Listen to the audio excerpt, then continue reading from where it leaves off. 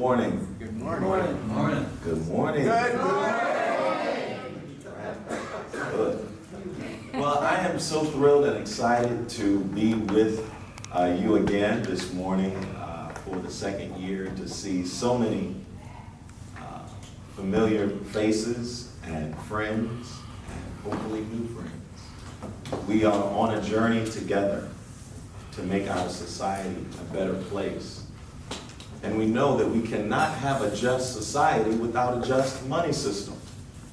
Right. And so this is the foundational issue, regardless of your particular pet issue, whether it's environmental justice, whether it's criminal justice reform, education, healthcare, Social Security, taxes, reducing taxes, whatever your issue is, the foundation of it all begins with the money system. So I'm delighted to be here today, and I'm using as a title for my talk, Moral Man, Immoral Money. And I am troping off of Reinhold Niebuhr's book titled Moral Man, Immoral Society, in which Niebuhr argues that individual morality is intrinsically incompatible with collective life, thus making social and political conflict inevitable, according to Niebuhr. Niebuhr further discusses our inability to imagine the realities of collective power, the brutal behavior of human collectives of every sort, and ultimately how individual morality can mitigate the persistence of social immorality. So Niebuhr is wrestling with the interaction between individual morality and social immorality. And so humanity is endowed by nature, according to Niebuhr, with organic relations to his fellow men. I'd like to think that includes women for Niebuhr.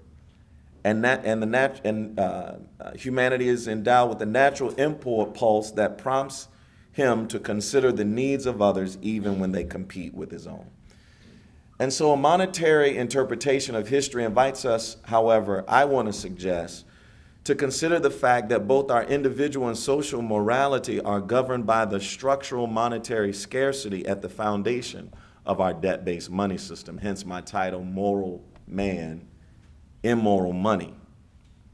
That title I'm using very intentionally to advance the idea that all of our social, political, and economic crises are linked to the money system.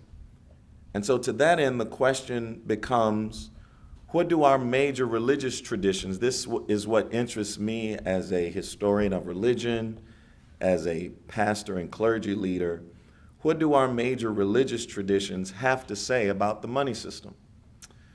I think one of Stephen's great contributions in The Lost Science of Money is the reminder that the major religions of the world played a key role historically in restricting the ability of moneylenders who would become bankers in destabilizing society.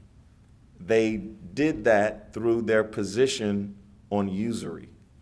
And I think Stephen was incredibly helpful in reminding us that usury is more than just excessive interest. This perspective ignores macro usury, or usury at the macroeconomic level, which Stephen was very particular about noting in The Lost Science of Money. And the immoral manipulation of money was a position that many of our major religions regarded as sin or unethical or unjust. It's a position found in Judaism, Christianity, and Islam. Even if the Judeo-Christian traditions have given up their historic positions on usury, but it tends to be maintained in Islamic economics today. Stephen reminds us that despite the historic position against macro usury, that somewhere around the 16th century, the church in particular gave up its historic stance against the immoral manipulation of money. This stance changed mainly because people distorted the nature and definition of usury. And so as a Christian pastor and faith leader, I want to play a role over the course of my ministry, particularly as a function of being introduced to monetary reform and to the American Monetary Institute. I want to play a role in challenging faith leaders within my own tradition and other faith leaders to reclaim a theology of economics and an ethical critique of the current money system so that we can have a more just society. What can we do to help encourage faith leaders I've been wrestling with to reclaim this historic position against macro usury and reclaim the theology of economics that has really been at the foundation of many of these major religions of the world? To that end, I've been rereading the account of Jesus' overturning the tables of the money changers that is often quoted and reread every year in Christian houses of worship during Passion Week. I want to encourage you to see my article in the Huffington Post from April of this year entitled Jesus and the Money Changers, Monetary Reform and the Future of Social Justice, something like this. This account provides an opportunity to reconnect with the economic justice roots at the foundation of, in my tradition, a Judeo-Christian tradition. Each of the Christian Gospels record this rather provocative act of Jesus cleansing the Jerusalem temple by overturning the tables of the money changers who had set up shop in the temple precinct to facilitate the buying of sacred animals that were required for worship. Most commentators give a pietistic interpretation of this act, and they assume that Jesus is outraged by the mere presence of business or commercial activity in the temple precinct. Since the temple is the place of prayer,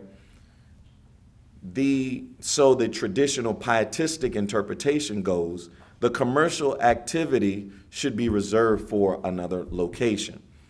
So their view is that Jesus is upset by the location or the place of the commercial activity. This view obscures our understanding of Jesus' concern and prevents us from relating that concern to the economic justice issues that we face today. It implies that Jesus would have been fine with the activity of the money changers had it taken place in another quarter of the city, just not in the house of prayer. This interpretation fails to critically examine what Jesus means when he says the money changers have turned the temple into a den of robbers, a description that belies a concern about the location of the activity and is more a judgment about the nature of the activity taking place. How might we better understand the substance of Jesus' critique of the money changers, and is it possible to use that understanding as a means towards addressing similar economic practices today? And so, by way of background, for those unfamiliar with the broader context of what's taking place, those celebrating Passover in Jerusalem were required to offer animals for sacrifice in the temple. Since the religion of the Jews at the time forbade usage of pagan images on coins that were used to purchase those animals, devotees from Rome, Greece, and other cities throughout the empire could not use their local currencies to purchase animals in the temple. Instead, devotees had to convert their local coins into what the Hebrew Bible calls the sanctuary shekel of the temple.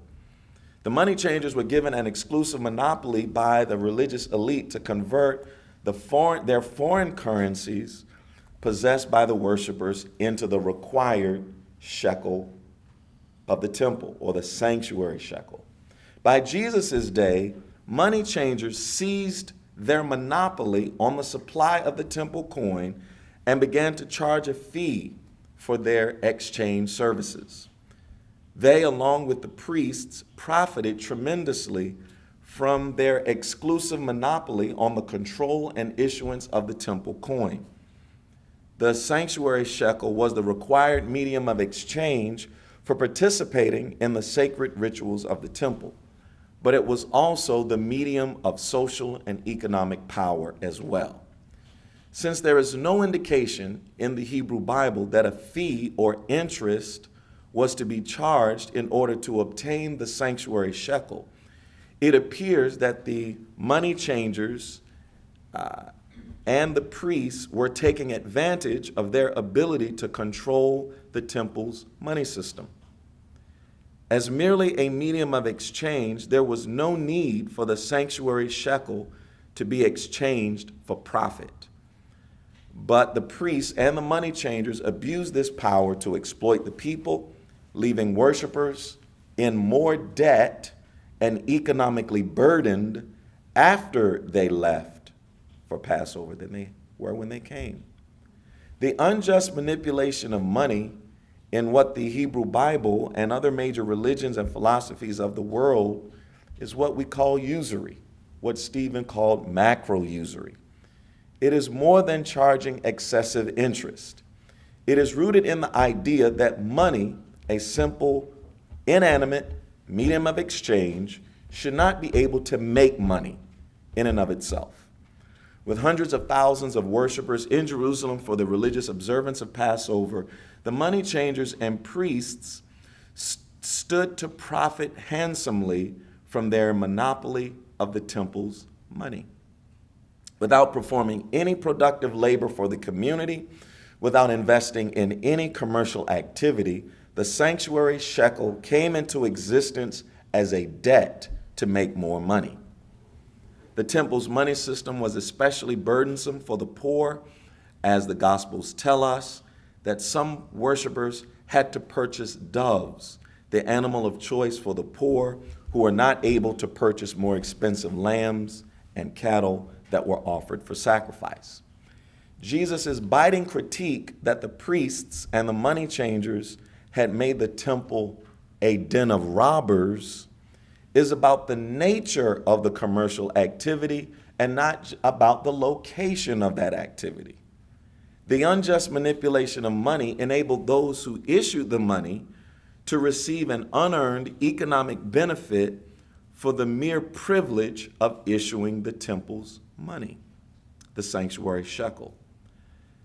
They profited not from building, working, or creating anything of communal value, but merely from issuing the money that people were forced to use in order to participate in the temple's economy. Standing within the tradition of the Hebrew Bible's opposition to usury, Jesus is overturning the tables of the money changers is a prophetic challenge to the immoral manipulation of money that leads to the economic exploitation of the masses as a means of enriching those who control the issuance of money. This understanding challenges us to think of ways in which certain monetary practices today unfairly enrich those who control the issuance of money. In his first apostolic exhortation, Pope Francis addressed the laws of competition that have created, quote, an economy of exclusion and inequality, unquote. His analysis of the way in which, quote, the idolatry of money, unquote, has affected the ability of nations to care for the most vulnerable among us challenges us to return to an ethical approach to economics that favors humanity rather than prioritizes the profit-making goals of the market.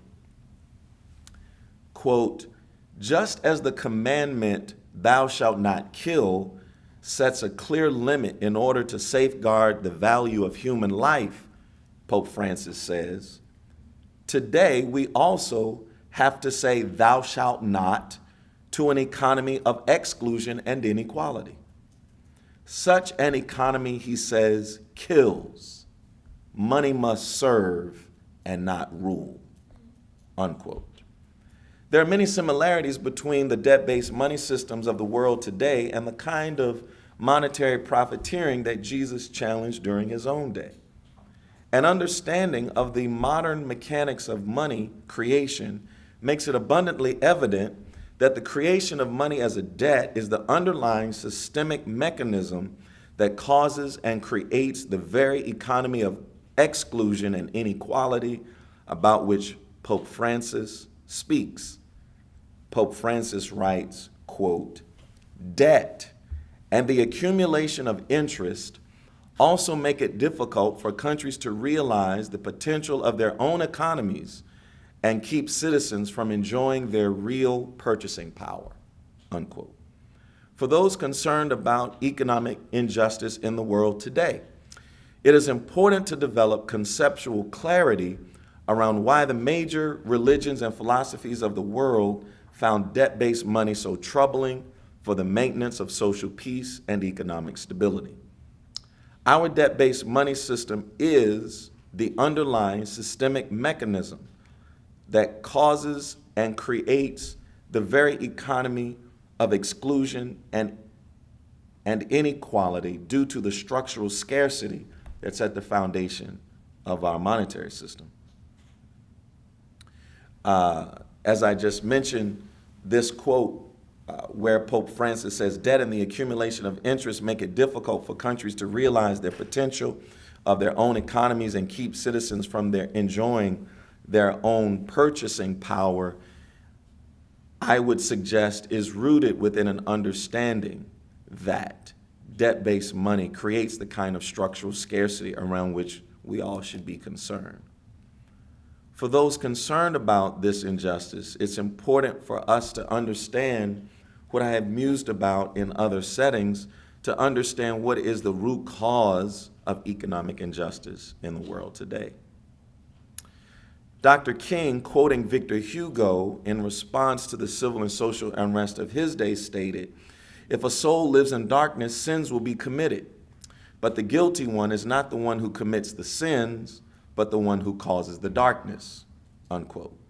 What King is doing here is he is advancing a theory of change that challenges us to think about the structural and systemic causes of injustice rather than just treating symptoms.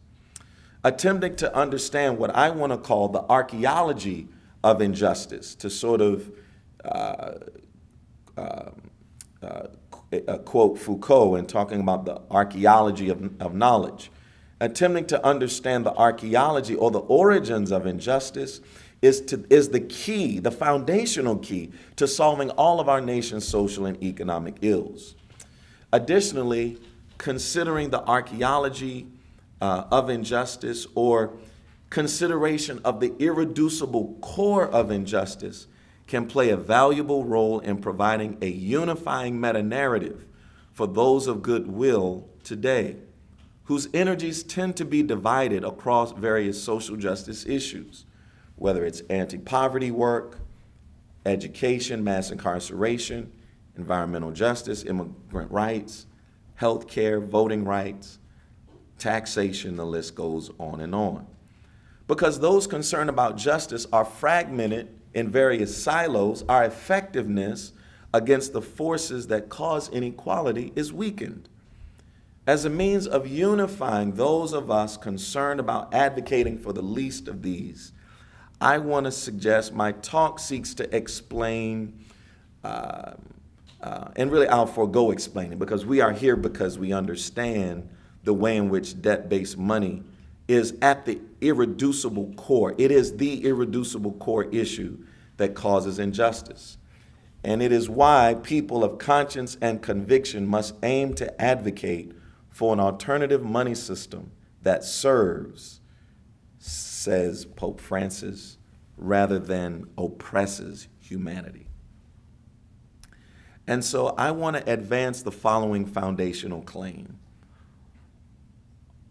All of our social and economic ills in society are a function of the nation's debt-based money system. Therefore, if we hope to address today's social and economic ills, we must bring an end to the debt-based money system.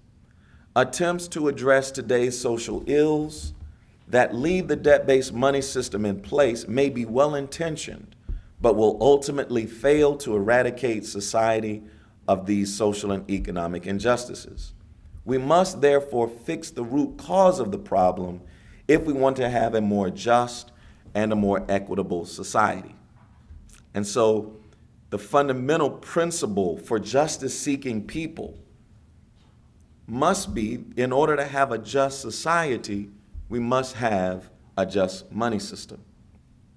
My work, and I believe it will define the rest of my work for the end of my days, is to commit to the task of socializing these ideas with people across a range of faith traditions, because faith leaders all across the country and all across the world can be incredible allies in our monetary reform work. My work will commence on this in April of next year formally in a campaign I plan to begin. Bob wanted me to talk about, my future work, in a campaign I'm planning to begin entitled The New Abolitionism. The New Abolitionism, which is really not new, right? I'm just using this for heuristic purposes. It is abolitionism, though, right? It's not new, but it is abolitionism because our society today is in bondage, quite frankly, to debt and interest. Think about it. The average American works 40 to 50 hours a week. Why? To pay interest on debt-based money, on a mortgage, on a car note, on a school loan, on a department store credit card. I was sharing this campaign and this monetary reform issue, Stephen's book, the American Monetary Institute, with a leading pastor in the country who was so moved by the knowledge that's available in the lost science of money and the monetary reform issue, that he shared with me this anecdote, which I think conveys how we are indeed in bondage on this debt-based money issue. So he says to me that his church built a $30 million church, sanctuary, $30 million church. And they have been paying the mortgage on that building for about 8 years now. And over the course of the past 8 years, they have paid $18 million on that mortgage. And the principal has only been reduced by 2.5, maybe 3 million. And so to hear me and to hear us talk about the way in which people are literally drowning in interest payments in a world in which it doesn't have to be this way. We are all challenged to help people understand the way in which the current money system is really keeping all of us in bondage. And so I am launching an effort to socialize these ideas with other faith leaders. It's going to launch on April the 4th through the 6th at my church, where I'm bringing together faith leaders, civil rights leaders, to begin to be socialized about the importance of monetary reform as a part of our social and economic justice work. We are having a pre-conference symposium on October the 31st of this year at my church. Certainly those of you who are here today are invited to attend, and certainly I can make sure we get information out. The morning session symposium is entitled The Mechanics of Modern Money, and we are bringing together folks within the industry. We have Congressman Alan Grayson, who's on the Financial Services Committee. We have folks from the Federal Reserve, from National Bankers Association, and the Treasury. And before I know many of you are like, oh, these folks will never get on monetary reform. I understand that, and I don't expect them to. But the point is to establish a common set of assumptions about the existence of the current money system. because there's so many misunderstandings about money, even among, politicians and, even economists. If you ask 10 people on the street, where does the bank get the money for your mortgage? 11 of them will say, from the vault downstairs. They assume that banks are intermediaries of existing deposits. And so a part of the work that I want to do is to begin mainstreaming some of these ideas by developing a common set of assumptions about the existence of the current system as the predicate and foundation for them proposing the kinds of reforms we are all for. So that morning we're having a morning panel entitled The Mechanics of Modern Money. And what I'll do is I'll send out a link, because I believe we're going to try to stream it so that those of you who are not in Maryland or in the DC area can watch online. I'll make sure we get that link out to Jamie and others so that you can tune in. Clinton, Maryland, right outside of Washington, DC. That afternoon will be an interfaith symposium where we're bringing together Christian, Jewish, and Islamic scholars to talk about usury and a theology of economics from their tradition. I'm really excited about that. During the lunch panel, I will be doing a book review and summary of Joseph Huber's Sovereign Money. He was unable to Skype in or come in, and I may try to record a conversation with Dr. Huber, but at the very least, I'll be doing a summary on his book, Sovereign Money, which is really incredible if you haven't read it. Just really, really great there. So the New Abolitionism is a campaign and an effort that I'm really excited about to begin to socialize these ideas with faith leaders, civil rights leaders, and others to begin to expand the echo chamber around the ideas that every year we come to share today. It's also a part of several tactics that I think are critical and important for furthering Stephen's work. I think that certainly we all know that changes in legislation represents our ultimate goal. But in order to get there, the pathway is going to be, we have to do more education. We have to expand the knowledge base among so many in our society today. I'm also working on, as a part of our campaign, a short film about money reform, and I'm also working on a very short book entitled The New Abolitionism, Monetary Reform and the Future of Human Rights. I'm indebted to many of you in this room for providing the intellectual foundation for this kind of work. I'm also very actively involved in lobbying, however, not lobbying Congress, but lobbying thought leaders or mid-tier influencers around the country who have platforms that can further socialize these ideas with folks within their constituency. I want to suggest that this may be one tactic for a cohort of individuals who come to this conference to begin coming together to meet with influencers and leaders around the country who have institutional base and who have a platform for further socializing these ideas with others. And so, lastly, I just want to suggest that if the NEAT Act is to be passed, then those of us who are concerned about monetary reform will need to think about the role of money in politics, because as long as the bankers can buy the politicians, those politicians are probably not going to pass legislation to oppose the bankers. And so we have to have, in my mind, a conversation about the role of money in politics, as it is a kind of allied issue, in my opinion, as well as protecting the right to vote. Well, that's the end of my talk. I think I went over my 30 minutes, and thank you so much for sharing. I'm open for any comments and questions.